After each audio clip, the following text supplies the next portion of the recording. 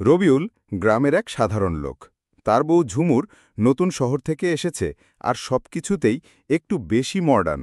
একদিন রবিউল বাজার থেকে ফেরার সময় ঘেমে নিয়ে একটানা হাঁপাচ্ছে।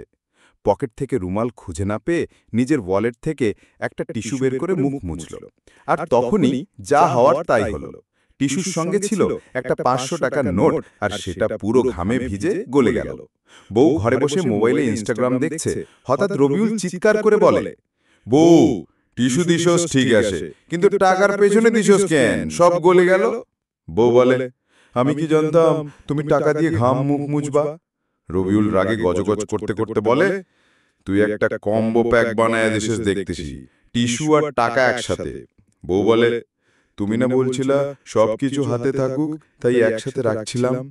পরদিন মাতব্বর এসে পরামর্শ দিল, বউ ভালো পাইছো, কিন্তু তার কথার মানে বোঝা কঠিন। তাই বলি ভাই, বউয়ের দেওয়া জিনিস আগে চেক কইরা ব্যবহার কইরো।